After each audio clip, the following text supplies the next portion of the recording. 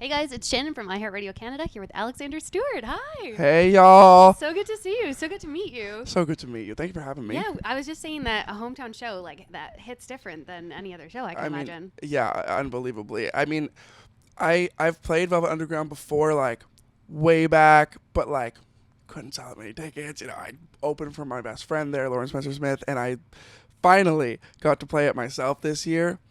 Sold out. And I nearly had a mental breakdown. It literally, it's so full circle. It's insane. And it just feels like I'm like right at the start of my career again, which is crazy. I was going to say, that's got to be such a surreal feeling. Are you able to just like soak that in, or is it just hard to believe? It's been pretty, it's definitely been pretty surreal over the last, like this last little tour. I just kind of constantly am like pinching myself, and like I walk out into the audiences. And for the last 8 years, I've just been opening for people. And so to have like a crowd of people that's actually just there for me doesn't really feel that real, which is maybe the best feeling of all time. Yeah.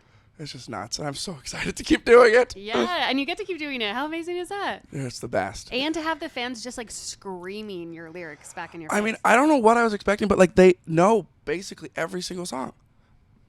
I guess that makes sense, but like it's the craziest thing. I go up there and I'm singing these songs, and they're singing them back, and that feels just like unbelievable. Right. At points in the show, they're so loud I can't even hear myself. I'll just hold the mic out and they'll just sing it. That's so insane.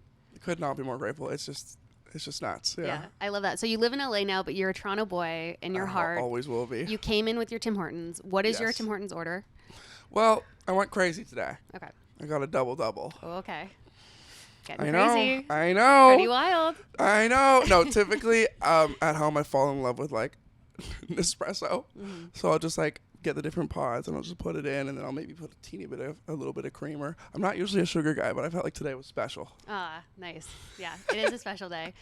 Especially too because you're going to your high school after this. I am. That's amazing. It's gonna be really, really Do you have a lot fun. of teachers there that you like connected with? Well, I've got one. Okay. Very important teacher, my music teacher, Miss Raymond. She was a large part in letting me, you know, kind of facilitate this dream of making music. She would just kind of let me leave class early sometimes, or just always lifted me up and like made me feel like I could do it. And you know, having a teacher do that is so important. I think people like underestimate how important it is to have teachers support you in what you want to do, because they are basically your guardians for so long during the day. It's, you look up to them. And like I had one teacher specifically literally tell me to give up on music because I'll never make it. No. So thank God I went the route of listening to my music teacher. Damn, what was the like context of them saying that to you? How does that? It was literally, come I was up? sitting down with him and I was going over like my plan for the year. And I was like, I really, really want to, and I was 15 at the time. I was like, I really want to make music. And he looked at me and was like, and I was like, no, like I'm actually being serious. Like I really want to do this. And I came back the next time, sat down with him again because we had like weekly check-ins or whatever for like what was going on during the year. Mm-hmm. And he like looked at me dead in the eyes. He was like give up. He literally said, give up. That's insane. I will never forget that moment. Yeah. Ever. That's wild. I should go see him. Yeah, you also should go see us, definitely, and then report back. Let us know how that goes.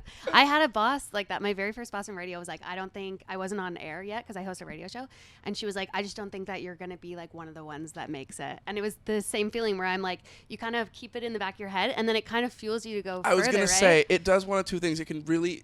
I mean, Just well, like- no matter what someone says, if they say something like that to you, it's going Right. to affect you. But you can let it affect you in different ways. And, like, I think we probably both had a similar reaction then, because I let it, like, Fuel. drive me. Yeah. I was like, I'm going to show him. Yeah, exactly. I'ma do it. And then everything you do, you're like, okay, I'm proving that person wrong. Yeah, exactly. Yeah. Amazing. Look at us now. Let's go. A good reminder for anyone out there: don't listen to that teacher that tells you you're not going to make it. Yeah, absolutely not. Because, Yeah. oh, Here we go. Leave Me in the Dark. yes. Congratulations. What a banger. Thank you so Just much. hit after hit. Thank you. It's crazy. You're so talented. Oh, man, thank you. I mean, that song is quite a special song to me. I wrote it after Blames on Me. It's so funny because I have a song called Blames on Me, and it was like one of the I feel like I have different songs throughout my career that mean different things, and that one was like a marker for me of just being genuinely so honest in what I was saying. And I had so many songs I was ready to put out, but after I put out Blames on Me, I was like, I want to basically rewrite my whole project now. Like, I want to just put out songs that are so, like, not that they weren't honest, but I think just honest at a different level, and honest to who I was at that time as well. That time, like 2 months ago. And so I wrote Leave Me in the Dark after, and it just came really fast. It was about a very toxic relationship that didn't end well. And I didn't know if anyone was going to like it or not. But I started, putting little snippets out and teasing it, and people seemed to resonate, and that made me so happy because I love that song so much. I mean, obviously, because I put it out. Right. But it just feels really, really good that it's finally out in the world and people can listen to it. Yeah. What is it specifically, do you think, about Heartbreak that draws you so much to focusing on that as a topic in your music? I mean, I think it's just one of the just universal, like, one of the strongest feelings that just everyone feels. And so for so much of my music, it was just, it's all heartbreak. I just got dumped a bunch of times, essentially. Right. But like for a lot of the new music, I think what's really cool is that it wasn't such a black and white relationship, and it wasn't just a one-sided thing, and I wasn't just dumped, and there's so much more to talk about, and so much and it's like, for me, it's like therapy to write these songs. I'm like, it's me processing at the same time. And so I think the way that I process heartbreak on either side of what it is, if I got dumped or if I had to end the relationship or whatever it may be, and those feelings, it just helps me process it. And then the fact that other people can then relate to it is a really kind of special thing, I think. And you say that you go to therapy as well. So you're yeah. kind of getting like all of the therapy from every, you're I probably am like so therapized. I was going to say, you're probably so mentally well. Like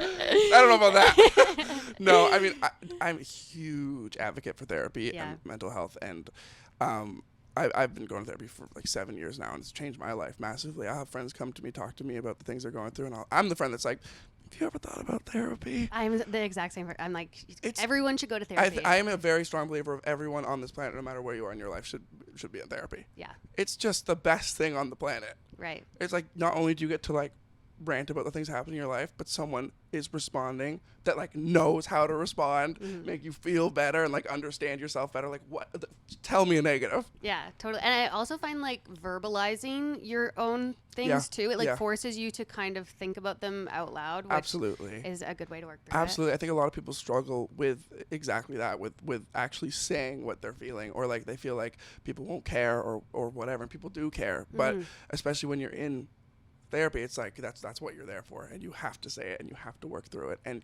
you will always be better off for it, always. And you've been vocal about like mental health things. You've kind of touched on like some OCD things too. Absolutely. What makes you want to talk about that so openly?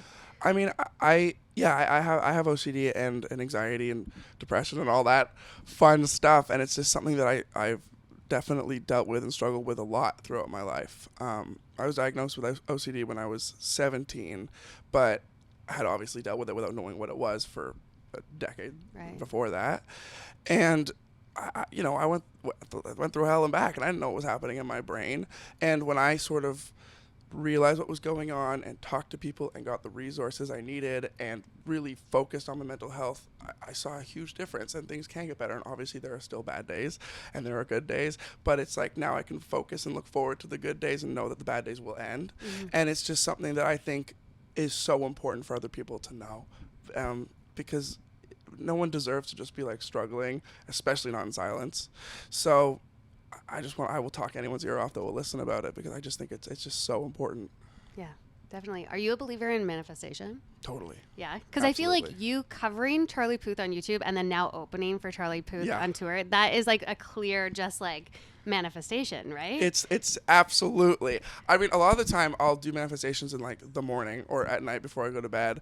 That part is crazy. I mean, I didn't even mean for that to be a manifestation, and it was one, I guess. Yeah. It just shows life comes around. Life is full circle. The universe does really crazy things, and I don't mess with it. I just let it happen. But totally, you have to speak things into existence too, because like, if you believe something's going to happen, I so believe that there is such a better chance of it happening. Yeah. It's kind of crazy. My whole TikTok is like manifestations, the whole thing. It's just like how to properly manifest, whatever that means. Totally. Yeah. And before I let you go, I do want to talk about your parents for a second. Your dad is here. Hi, Dad. Hi, Dad. Your mom is featured in some videos as well. And you can see her have just this like emotional reaction to your music. How is it being able to experience your success with them? I mean, it's phenomenal. My parents phenomenal. I didn't even finish the word. I just started my next sentence. My parents are and always have been the two most supportive humans in my life, and they've let me follow this dream since I was 15 years old, and I would obviously have never been able to do that without them being so behind me the whole way.